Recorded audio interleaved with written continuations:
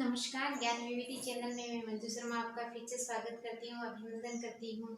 हम जो प्रकरण पढ़ रहे थे जलवायु वाला, उसके आगे हम जो करेंगे मानसून यानी भारतीय जो मानसून। हमने देखा था भारत की जो जलवायु है वो भारतीय मानसूनी जो जलवायु है। तो इसके बारे में भारत में मानसून का आगमन कब होता है और वापसी कब होती है, इसके बारे में आज हम देखेंगे। तो सबसे पहले हम देखते हैं भारत में मानसून का आगमन। भारतीय मानसून का आगमन।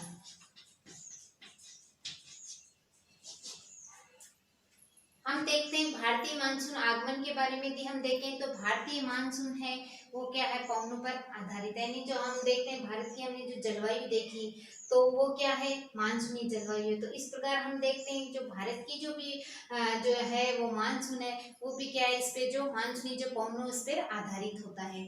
ऐतिहासिक काल की बात करें यानी ऐतिहासिक काल में जब जो आए थे यहाँ पर जो जो नाविक यहाँ पर कुछ भारत में जो नाविक आए थे, उन्होंने यहाँ पर जो भारत का जो मानसून है उसकी जो परिघटना उस पर उन्होंने विशेष ध्यान दिया था। चूंकि उनके जो जहाज थे वो क्या थे, उसकी जो वायु की दिशा के प्रभाव पर निर्भर थे। जो अरबवासी जो एक व्यापारी बनकर भारत में आए थे, उन्होंने जो भारतीय मान जो मौसमी जो पवनों की जो पवन तंत्र है उसकी जो दिशा है या मौसमी उत्क्रमण को क्या नाम दिया था, मानसून नाम दिया था। क्योंकि उन्होंने सबसे पहले यहाँ पर जो अपने जहाजें लेकर भारत को खोजते हुए यानी ढूंढते हुए दूसरी जगह जो समुद्र के किनारे से यहाँ पर भारत में आए थे, तो उन्होंने इस जो परिघटना पर उन्होंने विशेष ध्यान दिया था और उसी जो मौसमी जो उत्क्रमण को उन्होंने क्या नाम दिया था, मानसून नाम दिया था। अब यदि हम मानसून आगमन की बात करें तो भारत में व्यापारिक पवनों की तरह मानसून पवनें नियमित नहीं होती हैं। ध्यान देना, जो इसमें जो भारत की जो मानसूनी जो पवनें हैं वो क्या होती हैं, नियमित नहीं है। हमने देखा था व्यापारिक जो पवनों की तरह नहीं है, यानी ये नियमित नहीं है। इसके कारण हम देख सकते हैं मानसून का प्रभाव है वो किस प्रकार रहता है। मानसून का प्रभाव देखें तो उष्णकटिबंधीय क्षेत्रों में, यदि हमने अपने भारत की हमने जो पढ़ा था उसमें हमारी स्थिति देखी थी, भारत कहाँ पर है, उत्तरी पूर्वी जो उत्तरी पूर्वी गोलार्ध में स्थित है और क्षेत्र कौन सा आता है इसका, उष्णकटिबंधीय क्षेत्र में आता है। तो ये हमारे भारत की हम बात करें तो उष्णकटिबंधीय क्षेत्र में हमारा भारत आता है। तो उष्णकटिबंधीय क्षेत्र के में ये जो मानसून का प्रभाव रहता है, यानी उत्तर में भी कितना रहता है 20 डिग्री सेंटीग्रेड और दक्षिण में भी इसका इतना ही 20 डिग्री सेंटीग्रेड इसका तापमान ये रहता है। इसका प्रभाव मानसून का प्रभाव बना रहता है। अब हम भारत के मानसून के आगमन की यदि हम बात करें तो भारत के मानसून की यदि हम बात करते हैं आगमन की, तो सबसे पहले हम देखते हैं आगमन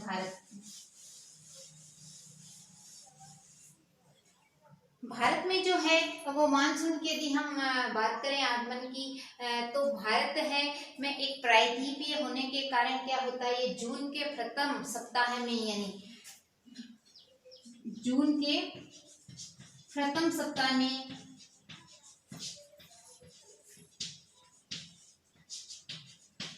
ये जो भारत के दक्षिण छोर से प्रवेश करता है मानसून।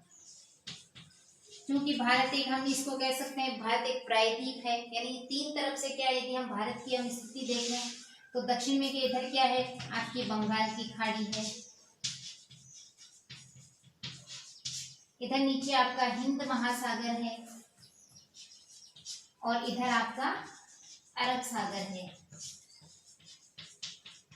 ये इसकी स्थिति बनती है, यानी तीन तरफ से पानी से घिरा, इसलिए इसको भारत को क्या कहा जाता है, प्रायद्वीप कहा जाता है। दक्षिण में इसको भारतीय प्रायद्वीप, क्योंकि उत्तर में बात करें तो ऊपर तो हिमालय है, ठीक है, ये स्थिति बनती है। तो यानी तीन तरफ से ये पानी से घिरा हुआ होने के कारण ये भारत के ये जून के प्रथम सप्ताह में क्या होता है, ये दक्षिण छोर से प्रवेश करता है। दक्षिण छोर भारत का ये दक्षिण छोर का हिस्सा है, तो यहाँ से ये जो है भारत में छोर से प्रवेश करता है। और ये स्थिति बनती है जून से सितंबर तक, यानी जून से सितंबर तक मानसून का आगमन हम इसको कह सकते हैं। यानी जून से लेकर सितंबर तक ये जो मानसून है वो रहता है, यानी 100 से 120 दिनों तक। कब तक रहता है? जून से अधिकांश, यानी हमने जब ये तापमान के बारे में के बाद में हम जब वर्षा की बात करें तो अधिकांश भागों में है वो जून से सितंबर तक वर्षा होती है, यानी 100 से लगभग हम 120 दिनों तक हम इसको मान सकते हैं। और जब ये सामान्य से अचानक जब तेज वृद्धि में जो बदल जाती है, यानी जो जून के जब प्रथम सप्ताह में जब ये प्रवेश करती है, जब शुरू होती है, उसके बाद धीरे धीरे अचानक इसकी जो है वर्षा में तेजी आ जाती है, यानी बहुत तेज गति से आती है, वर्षा होती है, बहुत ज्यादा वर्षा होने लगती है। तो ये इस स्थिति को क्या कहते हैं? मौसम प्रस्फोटन। मौसम प्रस्फोटन यानी मौसम का फटना, यानी बहुत ज्यादा वर्षा जब हो जाती है, हम स्थिति देखते हैं तो बाढ़ की स्थिति भी बन जाती है।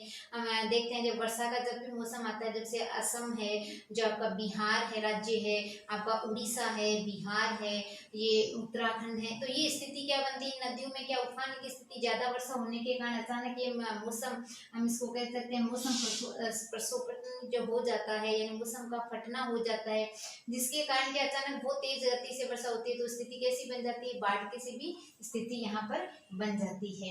अब हम देखते हैं कि जून के प्रथम सप्ताह में जब ये दक्षिणी छोर से प्रवेश करती है मानसून, हमने देखा था भारत का जो दक्षिणी छोर है, इससे प्रवेश करने के बाद ये दो भागों में बंट जाती है। यानी हम थोड़ा सा इसको डायग्राम से यदि हम देखें, जैसे ये भारत के यदि हम मानचित्र के यदि दक्षिण के हिसाब से देखें, तो इधर हमने देखा था बंगाल की खाड़ी है, ये इधर है बंगाल की खाड़ी, इधर है हमारा हिंद महासागर, और इधर है अरब सागर। अब यहाँ पर क्या होता है? दक्षिण छोर से जब ये प्रवेश करती है मानसूनी हवाएं, तो ये क्या करती हैं? दो भागों में बंट जाती हैं। यानी कहाँ पर एक जो शाखा जाती है वो अरब सागरीय, और दूसरी जो बनती है वो बंगाल की खाड़ी की शाखा बनती है। इसके बारे में देखें, पहली तो बनती है आपकी अरब सागरीय शाखा, एक शाखा तो ये बन जाती है, और दूसरी बनती है यदि हम देखें तो बंगाल की खाड़ी की शाखा, बंगाल की खाड़ी की शाखा। अब यदि हम इसकी बात करें, जैसे हम देखते हैं यहाँ पर जब मानसूनी हवाएं जब आती हैं, तो यहाँ सबसे पहले हम देखते हैं यहाँ पर 1 जून को, यानी 1 जून को क्या होता है? और सबसे पहले हम अरब सागरीय शाखाओं की बात करें तो मानसूनी हवाएं जो सबसे पहले जून के हमने देखा था प्रथम सप्ताह, यानी सबसे पहले 1 जून को ही क्या करती हैं? ये आना जाता है जो केरल के मालाबार तट पे, मालाबार तट पे यहाँ पर आती हैं, ये वर्षा करती हैं। यानी सबसे पहले यदि हम देखते हैं तो भारत में जो है वो मानसून कहाँ पर आता है? केरल राज्य में आता है और मालाबार तट पर आता है, और इसकी स्थिति मानी जाती है लगभग कि 1 जून को ये मानसून भारत में ये प्रवेश कर लेता है। तो 1 जून को माना जाता है कि सबसे पहले जो मालाबार जो तट है जो केरल का, वहां पर सबसे पहले वर्षा होती है। उसके बाद ही अरब सागरीय शाखाएं चलती हुई 10 दिन के बाद हम यदि देखें तो 10 दिन बाद में ये जो शाखा है वो मुंबई पहुंचती है, ये मुंबई पहुंच जाती है। उसके बाद मुंबई पहुंचने के बाद इसकी जो फिर ये जो हवाएं हैं वो सौराष्ट्र है, कच्छ है, मध्य प्रदेश है,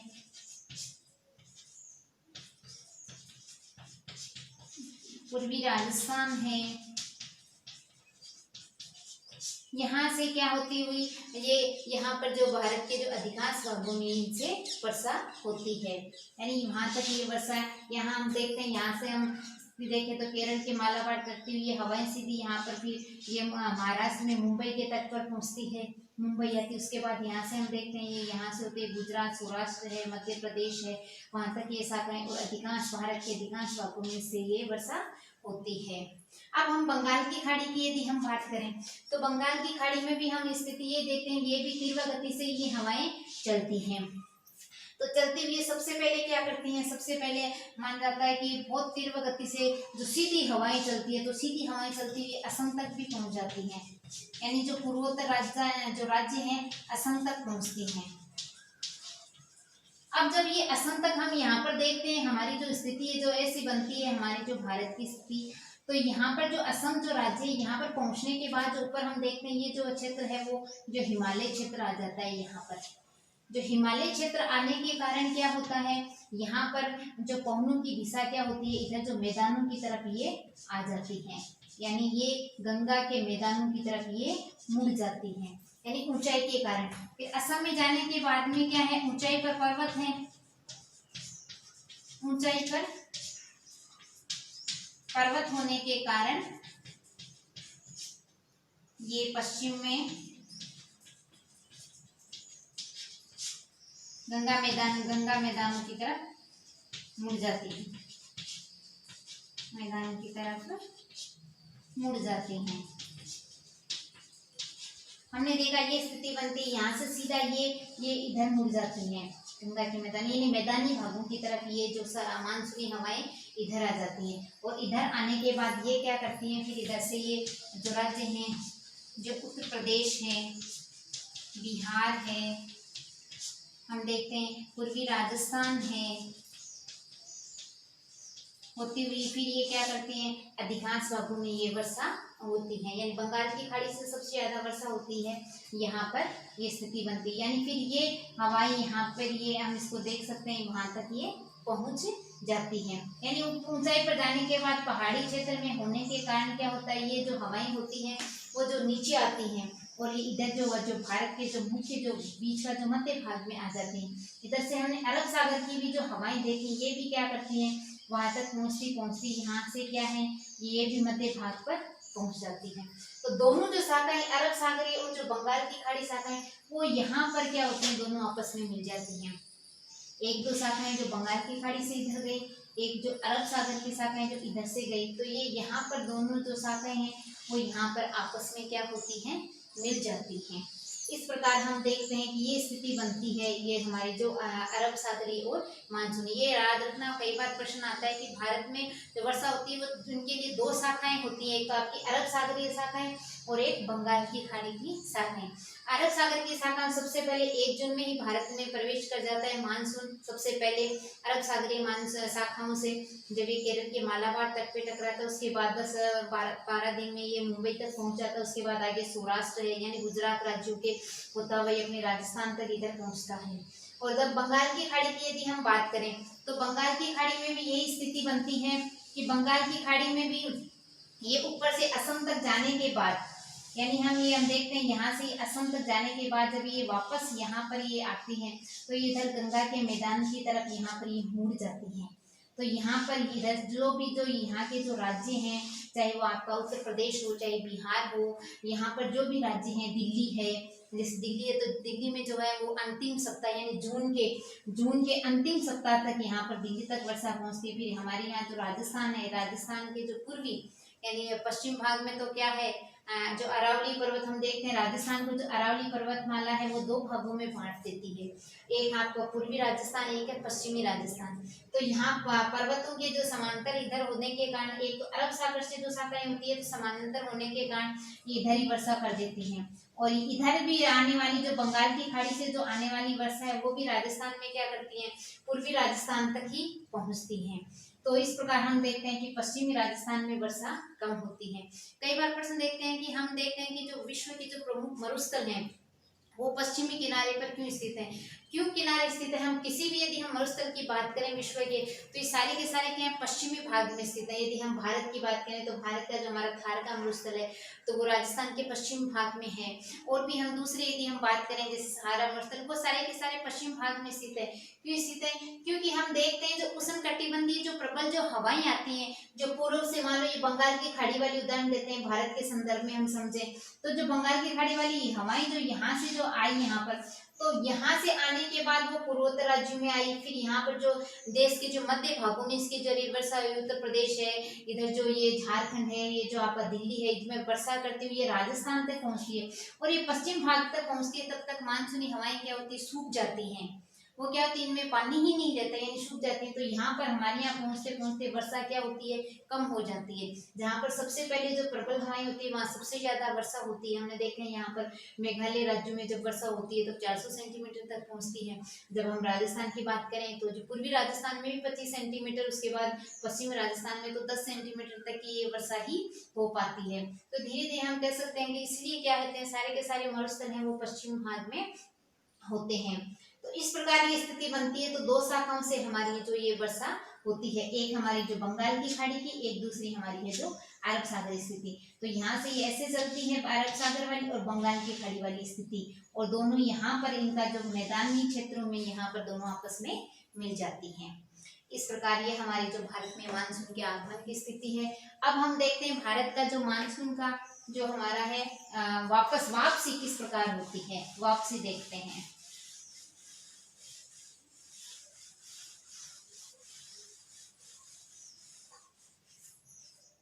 मानसूनी वापसी,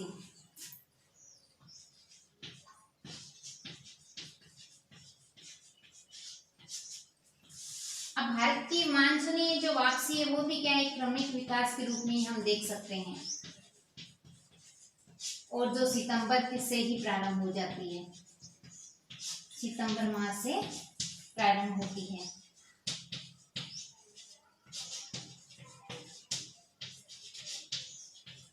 सितंबर माह हमने देखा था सबसे देश के अधिकतर भागों में जून से लेकर सितंबर तक क्या होती है, वर्षा होती है, और सितंबर माह के बाद क्या होती है, ये मानसूनी जो है वो वापस अपने स्थिति में, यानी देश के अधिकतर भागों में ये क्या होता है, वापसी करने लगता है। यदि हम देखें तो अक्टूबर के माह में अक्टूबर तक देश के आधे भाग से क्या होता है, मानसून वापस चला जाता है। आधे भाग की बात करें तो यानी उत्तरी भाग से ये मानसून की वापसी हो जाती है, मानसून की वापसी हो जाती है। फिर यदि हम बात करें दिसंबर के महीने की बात करें तो दिसंबर में क्या होता है, दिसंबर और जो जनवरी के जो प्रथम सप्ताह हैं,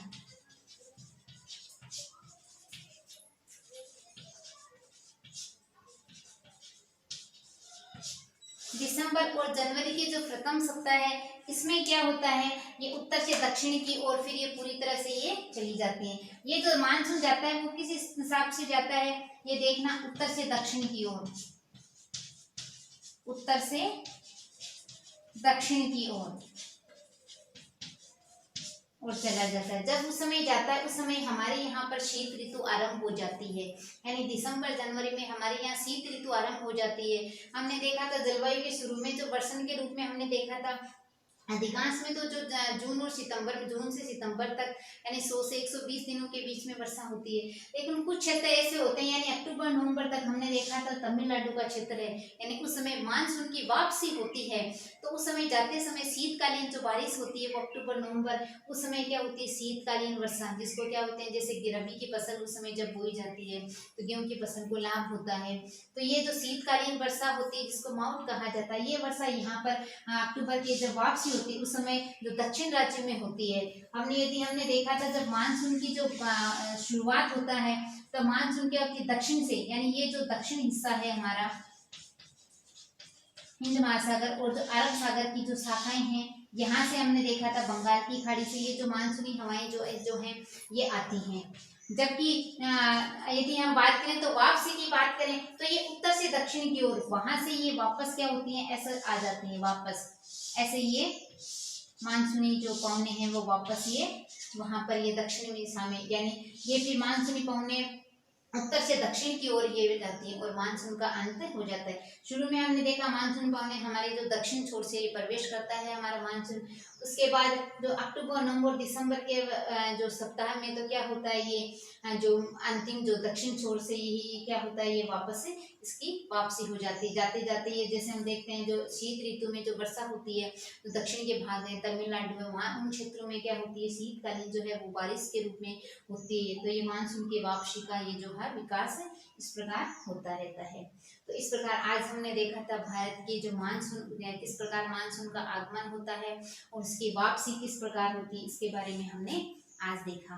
कल हम जो आगे जो हमारी जो ऋतुएं हैं, जो हमारी जो ग्रीष्म ऋतु है, आपकी जो वर्षा ऋतु और जो शीत ऋतु है, इन 3 ऋतुओं के बारे में हम अध्ययन करेंगे। तो आज के लिए इतना ही। जलवायु के बारे में आप देखना और इसको समझना। तब तक के लिए नमस्कार।